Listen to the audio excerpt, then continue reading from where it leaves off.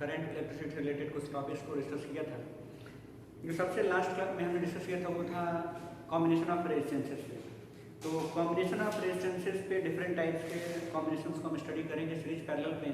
जो अलग अलग तरीके के सर्किट्स हैं उन्हें हम सॉल्व करेंगे, लेकिन उसके लिए हम अलग से एक वीडियो आपको डालेंगे कि किस तरीके से हम सर्किट्स को सॉल्व करते हैं, रेजिस्टेंस इक्विवेलेंट रेजिस्टेंस हम कैसे निकालेंगे। इन सब के लिए अलग अलग हम क्या, हालांकि मैंने आपको बेसिक कॉन्सेप्ट बता दिया है। एक वीडियो आपको सिर्फ मिलेगा रेजिस्टेंस के को सॉल्व करने पे। फिलहाल अभी हम आगे की तरफ बढ़ते हैं और आपको बता रहे हैं अगला जो हमारा टॉपिक है वो है सेल एंड बैटरी और उससे रिलेटेड इलेक्ट्रोमोटिव फोर्सेस वगैरह इसमें हम डिस्कस करेंगे। तो हमारा टॉपिक है सेल। सेल क्या होता है, ठीक है, सब लोग सेल जानते हैं, आप रिमोट में लगाते हैं अपने, ठीक है। सेल क्या होता है, एक ऐसा इंस्ट्रूमेंट है या हम कह सकते हैं एक ऐसा डिवाइस है जिसमें क्या होता है केमिकल रिएक्शन के थ्रू केमिकल एनर्जी से हमें क्या मिलता है, इलेक्ट्रिकल एनर्जी, ठीक है। क्लियर हुआ? The device, it is a device which convert chemical energy into electrical energy, ठीक है। केमिकल एनर्जी क्या होता है, इलेक्ट्रिकल एनर्जी में कन्वर्ट हो जाता है, ठीक है। ये पूरा कैसे क्या क्या प्रोसेस होता है, ये सारी चीजें आप केमिस्ट्री में, इलेक्ट्रोकेमिस्ट्री में पढ़ेंगे। ये यहाँ पे सिर्फ आपको ओवरव्यू देगा, ठीक है। अब टू टाइप्स के सेल होते हैं। पहला होता है प्राइमरी सेल। प्राइमरी सेल क्या होता है, जिसमें रिवर्सिबल रिएक्शन पॉसिबल नहीं है, यानी कि कोई भी आप रिएक्शन करा रहे हैं, ठीक है, एक बार एनर्जी यूज हो गई तो वापस से हम उसको रिचार्ज नहीं कर सकते, ठीक है। यानी कि नॉन रिचार्जेबल बैटरीज जो क्या होती है, प्राइमरी सेल्स होती है। Irreversible reaction is not possible. ये इररिवर्सिबल रिएक्शन नहीं होता है, यानी कि नॉन रिचार्जेबल, ठीक है। ये होता है प्राइमरी सेल, जो आप रिमोट वगैरह में लगाते हैं सब क्या है, प्राइमरी सेल्स में होता है, ठीक है। दूसरा होता है सेकेंडरी सेल। सेकेंडरी सेल में क्या होता है आपका कि इसमें रिएक्शन, रिवर्सिबल रिएक्शन क्या है, पॉसिबल है, ठीक है, यानी reversible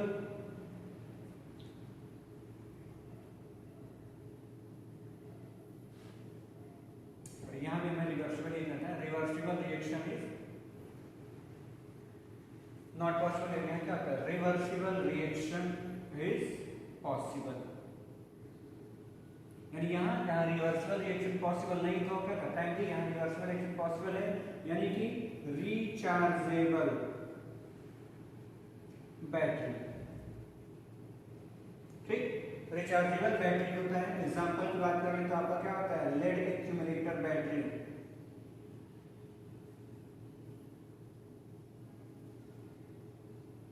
sir lead accumulator cell की हम बात करें तो सेल पढ़े तो सेल यहाँ लिखते हैं, लेड एक्यूमुलेटर सेल। ये सब क्या हो गया आपका, सेकेंडरी सेल की बात कर रहे थे। इसके बाद आता है बैटरी, ठीक है। सेल का सिंबल क्या होता है, देखिए सेल का ये सिंबल होता है, ठीक। अब बैटरी की बात कर लेते हैं कि बैटरी क्या होता है। बैटरी होता है कॉम्बिनेशन ऑफ सेल्स, सेल्स के कॉम्बिनेशन से जो मिलता है उसको क्या कहते हैं, बैटरी कहते हैं, ठीक है। यानी कॉम्बिनेशन ऑफ सेल्स, यही हो गया आपका बैटरी। सिंबल आपका क्या हो जाएगा,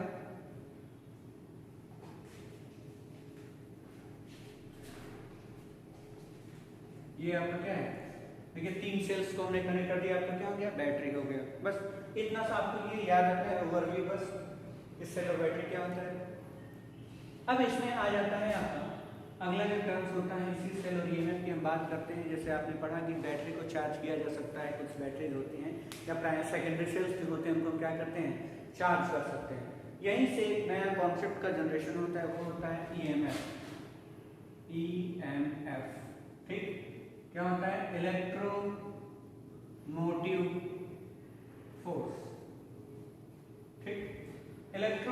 फोर्स क्या होता है इसको हम डिस्कस करेंगे। देखिए जैसे मैंने आपको बताया कि जो बैटरी का सेल जो होता है क्या होता है, सोर्स ऑफ एनर्जी होता है जो केमिकल एनर्जी को इलेक्ट्रिकल एनर्जी में कन्वर्ट करके हमें दे देता है।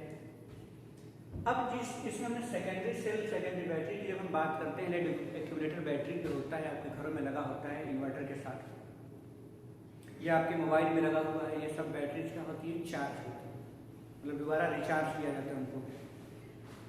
तो रिचार्जेबल होती हैं, बार बार यूज करते हैं, बैटरी खत्म होता है फिर रिचार्ज हो जाता है, हमें लाइट आता है तो लगा देते हैं बैटरी से, मतलब बैटरी चार्ज करते हैं। तो ऐसा क्या प्रोसेस होता है कि वो बैटरी वापस से चार्ज होती है। ठीक, तो बैटरी के चार्ज होने की प्रोसेस को, बैटरी का जो हमारा जो टॉपिक है वो क्या है, EMF, electromotive force.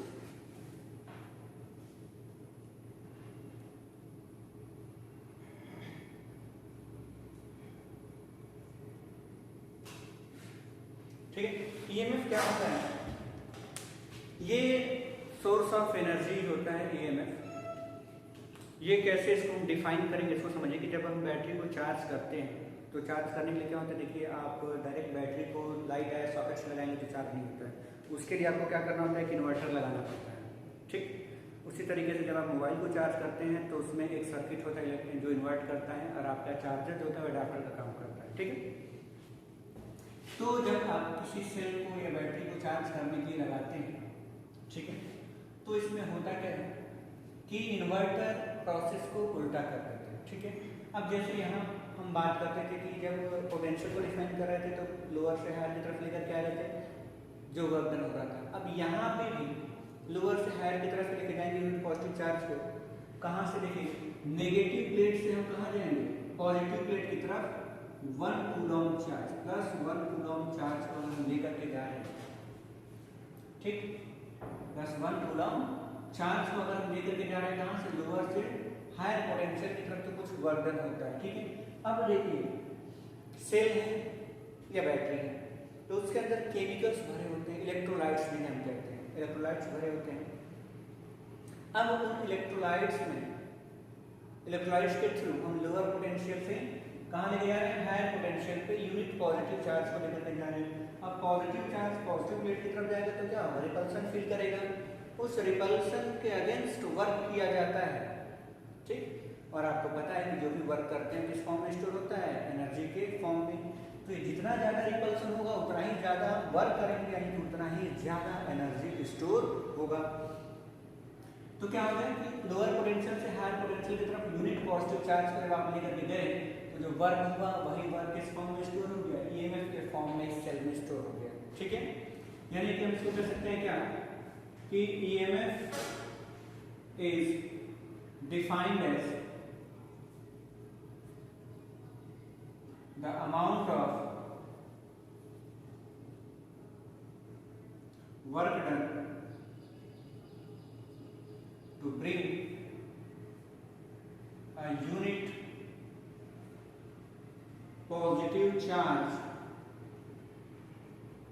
from lower potential to higher potential inside the cell। ठीक है, जो अमाउंट ऑफ वर्क डन हो रहा है वही हुआ आपका। ठीक है, यानी कि हम ये कह सकते हैं that is EMF E equals to dw upon dq। Small charge, dq क्या होगा, स्मॉल चार्ज तो स्मॉल वर्क, आपको क्या मिला, ईएमएफ। ठीक है, यूनिट क्या हो जाएगा आपका, वही चीज वोल्ट और जूल पर कूलम, वोल्ट और जूल पर कूलम। ठीक है, तो ये आपका क्या कहता है, ईएमएफ, यही आपका क्या, ईएमएफ, इलेक्ट्रोमोटिव फोर्स। एक बार समझिए कि चार्जिंग करते समय बैटरी का क्या होता है कि unit positive charge lower potential से हायर पोटेंशियल की तरफ जाता है, जब ये जाता है तो रिपल्सन फोर्स फील करता है, उसके अगेंस्ट वर्क किया जाता है। वर्क हम और आप नहीं करते हैं, जो इलेक्ट्रिसिटी होती है जिसमें हमने सॉकेट में लगाए हुए चार्ज करने के लिए वो इलेक्ट्रिसिटी काम करती है और वो इसको क्या करती है, वर्क करती है, तो इसके वर्क एनर्जी के फॉर्म में स्टोर करके ये चार्ज हो जाता है। ठीक, अब यहाँ पे एक सवाल होता है कि जैसे आप कहते हैं कि ये ईएमएफ है। एक और क्वेश्चन होता है जब हम स्टार्टिंग में पढ़ते हैं तो उसमें पढ़ते हैं पोटेंशियल डिफरेंस। तो what is the difference between EMF and potential difference, ठीक है, इसको वोल्टेज भी कहते हैं। क्या डिफरेंस होता है? देखिए ईएमएफ जो होता है आप ऐसे याद रखिए, याद रखने का तरीका मैं आपको सिखा रहा हूँ कि बैटरी चार्ज करके आप ऐसे छोड़ दिए हैं, उसका यूज नहीं कर रहे तो क्या है? ईएमएफ है।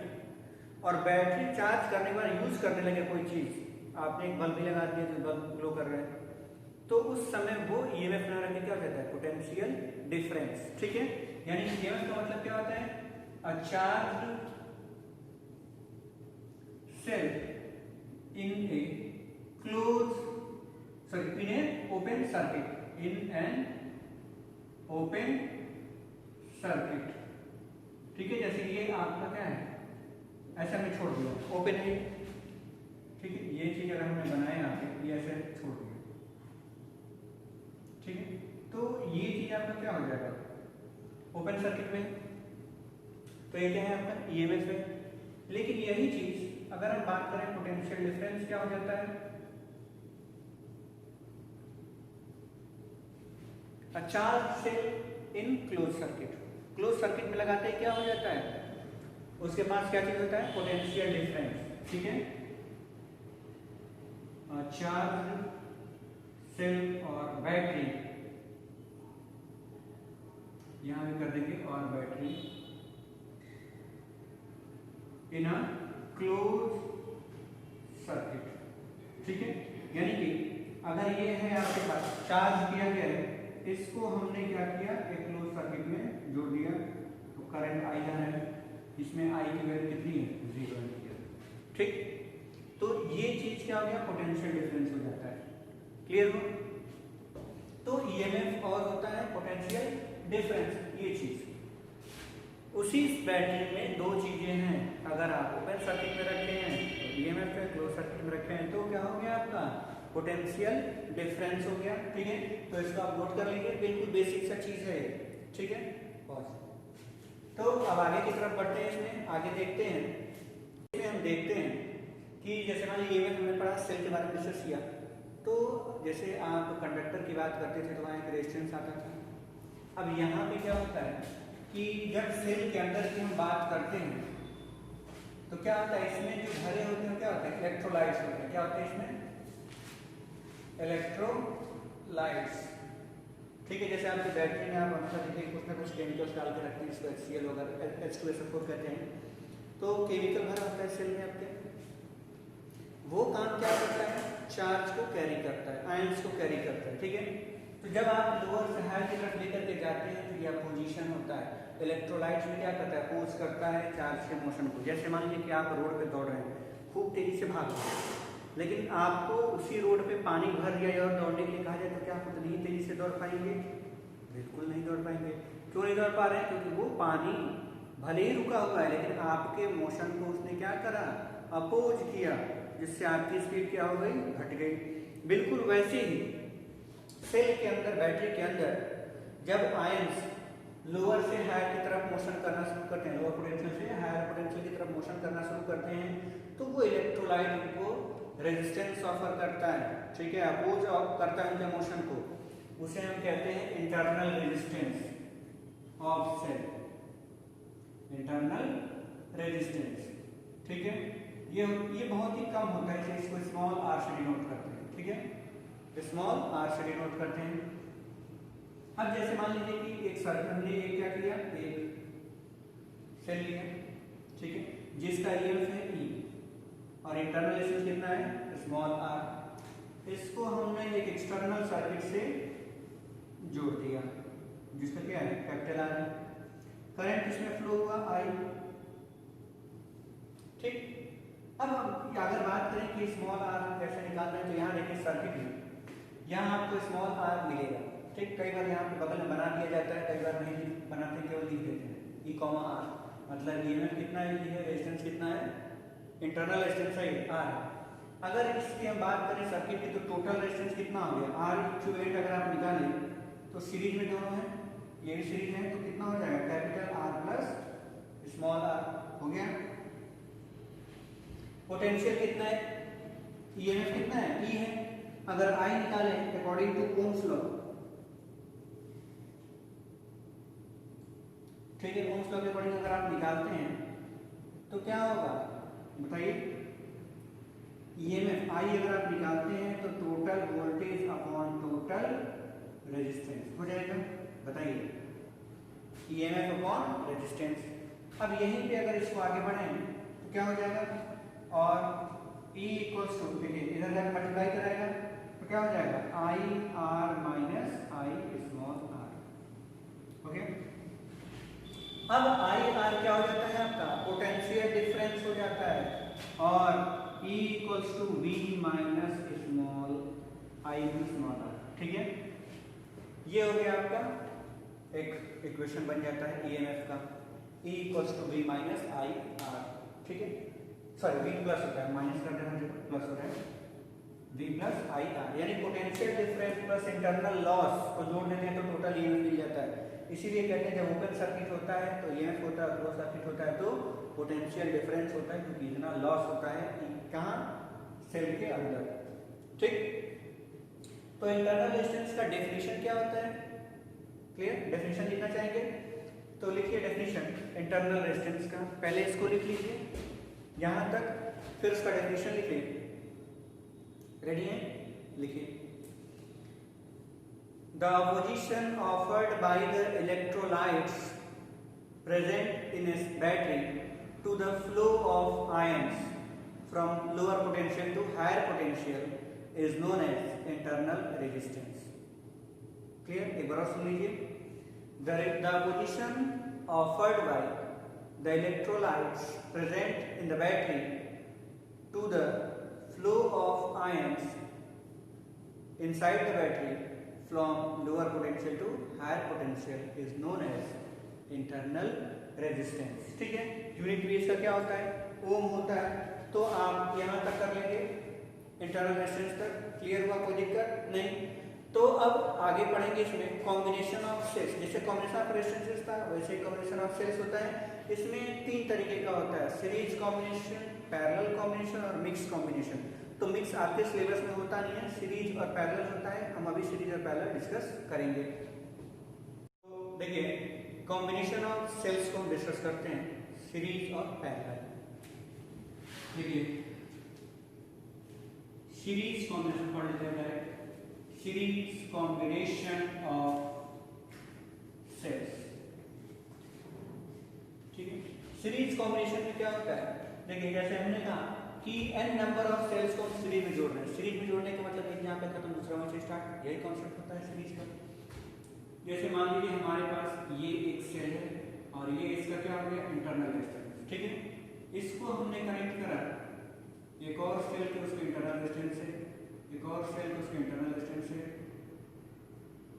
इस तरीके से n number of resistances, n number of cells. ठीक है, EMF R E R E R E R, ये कितना है, n टाइम्स है।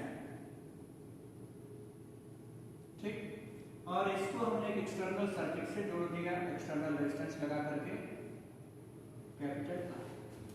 ठीक है, तो ये n number of cells are connected in series, जिनका ईएमएफ ई है और इंटरनल रेजिस्टेंस कितना है, स्मॉल आर है। ठीक है, तो अब यहाँ पे जैसे इसको कनेक्ट करेंगे क्या हो जाएगा, एक करंट इधर से निकलेगा, इधर की तरफ पूरा सर्किट कंप्लीट करते हुए निकल जाएगा।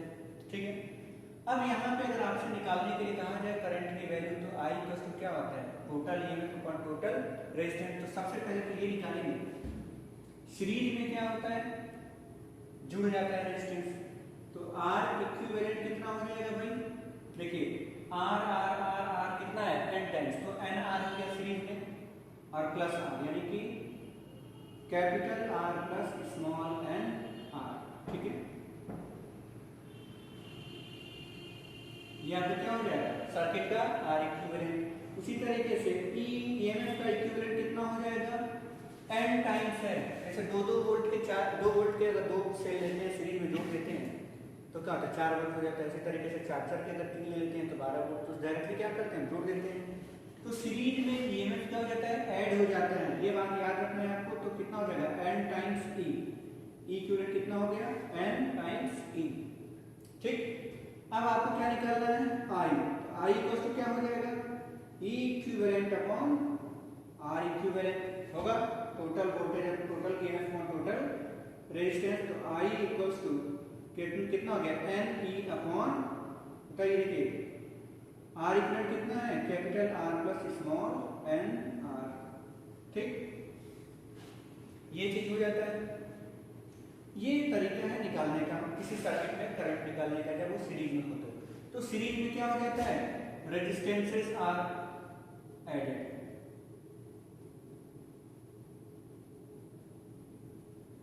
और ईएमएफ भी क्या हो रहा है, एडेड। ठीक है, डायरेक्ट में जोड़ दिया।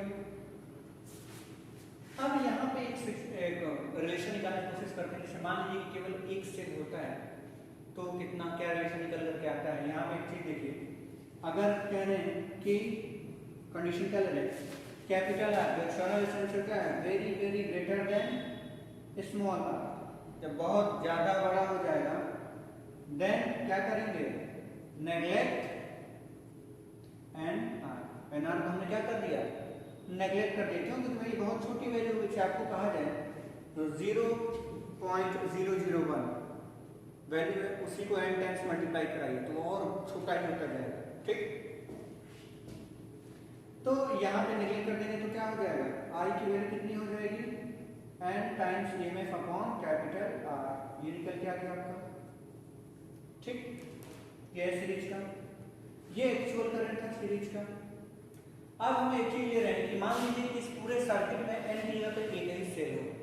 ठीक है, तो कह रहे हैं if I S is the current due to single cell, then क्या हो जाएगा आपका, I S will be equal to EMF एक सेल का ही है और कैपिटल आर आपका ये हो गया और प्लस स्मॉल आर। बच्चों हमने क्या कहा, इस पूरे की जगह पे एक ही सेल ले रहे हैं तो आईएस करंट निकल जाएगा, ये हो जाएगा। नेग्लेक्ट कर दिया आर को, नेग्लेक्ट स्मॉल आर, तो नेग्लेक्ट करने के बाद आपको क्या मिलेगा, I S will be equal to E upon R. ये क्वेश्चन 2 मिल गया। ठीक, तो फ्रॉम फर्स्ट एंड सेकंड देखिए, from equation first and second divide करा रहे आई अपॉन आई एस। ठीक है, फर्स्ट को सेकंड से डिवाइड करा दिए, I upon I S equals to यहाँ कितना है, एन ई अपॉन आर है, तो लिख देते हैं एन ई अपॉन आर। अब इन डिवाइडेड करेंगे ई अपॉन आर, ऊपर जाके इनटू हो जाएगा कैपिटल आर अपॉन ई। देखिए ये कैंसिल हो गया, एन केवल बचा है और I equals to n times I S. मतलब सर्किट का जो टोटल करंट है, आई क्या है, total current of series combination. ठीक है, सीरीज कॉम्बिनेशन का जो टोटल करंट होता है वो डिपेंड कितना किस पे करता है, एक सेल के करंट और कितने नंबर ऑफ सेल्स हैं। ठीक है, एक सेल का करंट निकाल करके मल्टीप्लाई करा दिया हम जितने सेल्स हैं तो टोटल करंट आपका निकल जाएगा। ये तब है जब हमने क्या करा था, इंटरनल रेजिस्टेंस को नेग्लेक्ट करा था।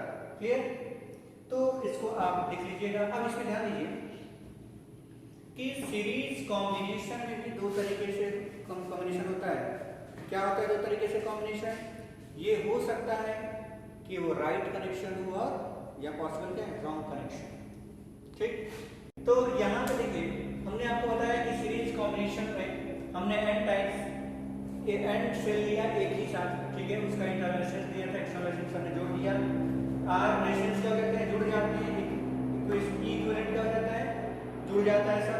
यहाँ से हमने निकाल लिया करंट की वैल्यू और यहाँ से क्या है देखिए, यहाँ से आपको क्या मिलेगा, जब हम नेग्लेक्ट करेंगे तो आपको करंट की वैल्यू मिलेगा। ये पूरे सर्किट का करंट था। अब हमने कंसीडर कर लिया कि जो सिंगल सेल की वजह से जो करंट था ये निकल के आया। अब यहाँ पे देखिए ये क्वेश्चन थर्ड हो जाएगा, गलती से सॉरी, ये तो 2 और ये थर्ड हो गया और यहाँ से शो कर लीजिए सीरीज कॉम्बिनेशन। अब इसमें दो पार्ट होते हैं फर्दर। ए पार्ट होता है राइट कनेक्शन, राइट कनेक्शन क्या होता है भाई, देखिए राइट कनेक्शन में जो टर्मिनल्स होते हैं वो अपोजिट कनेक्ट होते हैं, ठीक, देख रहे हैं, अपोजिट कनेक्शन है राइट कनेक्शन, ठीक है। दो ही जगह पे चलते हैं समझने के लिए। हमने दो दो सेल्स लिया और दोनों को जोड़ दिया, देखिए E1 R1 E2 R2, ए और बी के बीच हमने क्या कर लिया, दो सेल्स को जोड़ दिया, दोनों का ईएमएफ अलग अलग, इंटरनल रेजिस्टेंस भी क्या हो गया, अलग अलग है, ठीक। अब आपको पता है सीरीज में ईएमएफ क्या होता है, जुड़ता है। राइट कनेक्शन इन्हें कहते हैं जब अपोजिट टर्मिनल्स कनेक्टेड होते हैं एक लाइन में। देखिए नेगेटिव के साथ पॉजिटिव है, पॉजिटिव के साथ नेगेटिव, नेगेटिव के साथ पॉजिटिव, जब अपोजिट में कनेक्शन होता है तो क्या होता है, राइट कनेक्शन और इसका ई इक्विवेलेंट क्या हो जाएगा, E1 plus E2 and are equivalent क्या हो जाएगा, small r1 plus small r2। ये बात ध्यान देना है राइट कनेक्शन के लिए, ठीक। कनेक्शन कैसा होना चाहिए, एक का लोअर दूसरे के हायर से कनेक्टेड हो सीरीज में, तो क्या हो जाता है, वो क्या हो रहा है, देखिए एक का लोअर दूसरे के हायर से कनेक्टेड है सीरीज के केस में, तो क्या होता है, राइट कनेक्शन होता है। और इसी में अगर आ जाए तो बी पार्ट करते हैं रॉन्ग कनेक्शन।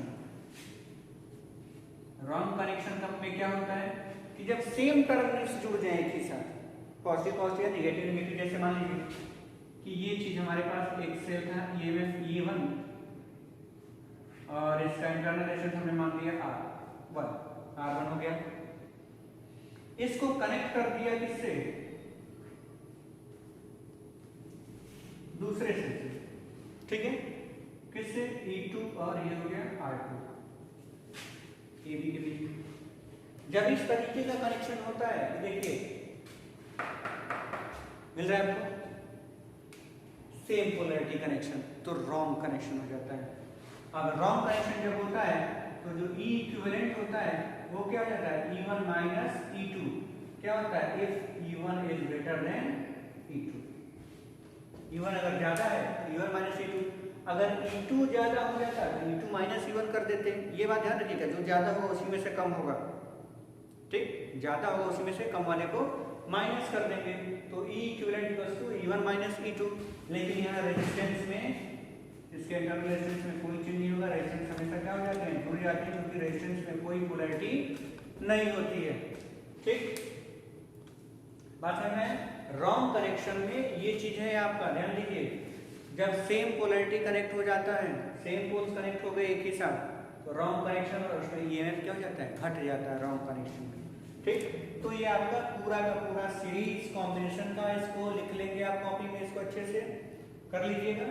अगला जो होगा हमारा पैरेलल कॉम्बिनेशन। अब क्या है, पैरेलल ग्रुपिंग की बात कर रहे हैं, पैरेलल कॉम्बिनेशन की बात करेंगे सेल्स का, ठीक है। अगला हमारा क्या है, पैरेलल कॉम्बिनेशन ऑफ सेल्स,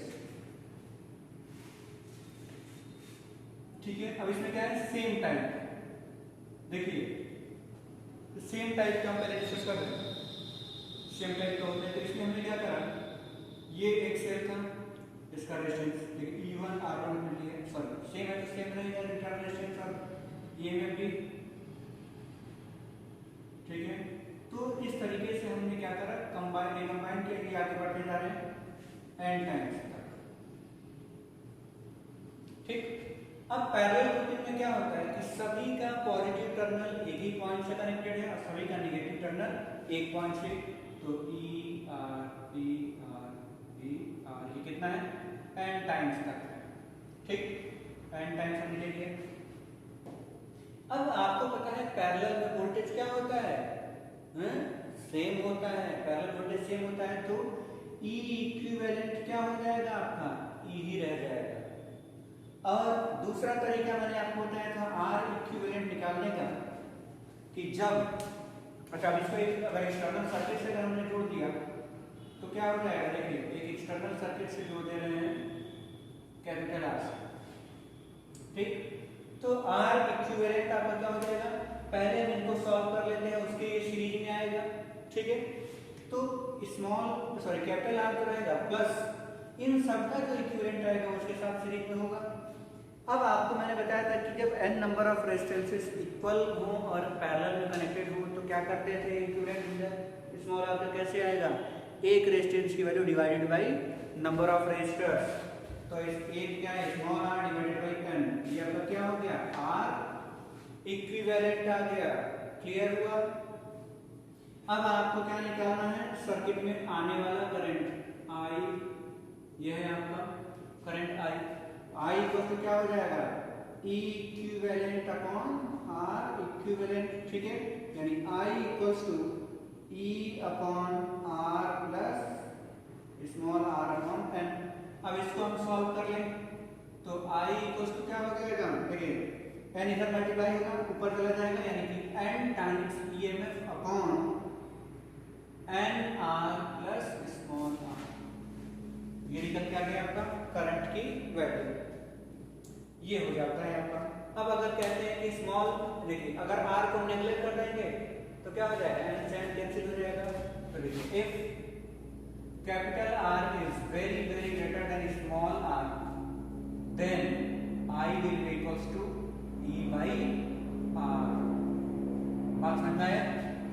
जब बिल्कुल पढ़ते हैं यहाँ पे नेगलेक्ट करते हैं रेजिस्टेंस का, तो ये एक सेल की वजह से यही आता है, ठीक है। अगर हम यहाँ एक सेल की बात करेंगे तो यही होगा, और पूरा कॉम्बिनेशन भी लेकर के आए तो यही होगा, पैरेलल ग्रुपिंग का ये फायदा होगा, ठीक।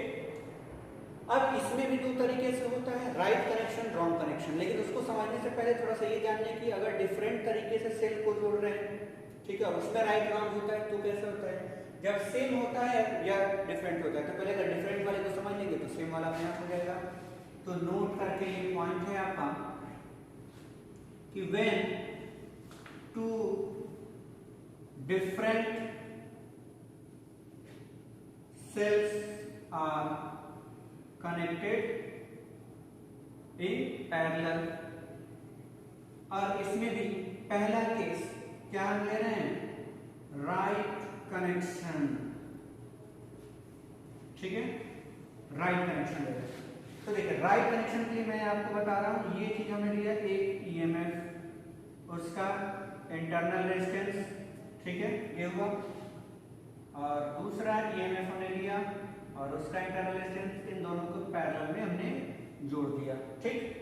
तो E1 R1 E2 R2, ठीक।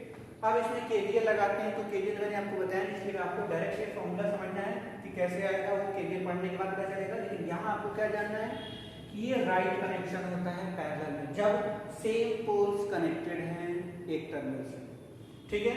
तो ऐसे केसेस के लिए आपका क्या हो जाएगा, देखिए ई इक्विवेलेंट क्या हो जाएगा, ठीक, ये हो जाएगा E1 R2 plus E2 R1 upon R1 plus R2, ठीक। ई इक्विवेलेंट निकल क्या है, जब आप केवीएल की सेल पढ़ लेंगे तो ये आप समझ जाएंगे कि कैसे आएगा, इसमें लूप चलाएंगे। लेकिन फिलहाल अभी नहीं बता सकते इसको, क्योंकि आपको केवीएल की सेल पढ़ाई नहीं मैंने। अगला टॉपिक हमारा वही होगा, जब वो पढ़ेंगे तो ये आपको अपने आप समझ में आ जाएगा। आर इक्विवेलेंट पैरेलल में निकालने आपको आता है, दो रेजिस्टेंस अपोजिट और पैरेलल में क्या करते हैं, दोनों का मल्टीप्लिकेशन R1 R2 अपॉन दोनों के सम से डिवाइड कर दिया, R1 प्लस R2, ठीक। क्या था, राइट कनेक्शन के केस में। अब अगर यही कह दें रॉन्ग कनेक्शन, ठीक, क्या कहते हैं, पैरेलल में रॉन्ग हो जाए, इसका सेकंड पार्ट, ठीक है, इसका हम एक पार्ट ले रहे हैं और इसी का दूसरा पार्ट हो गया रॉन्ग कनेक्शन,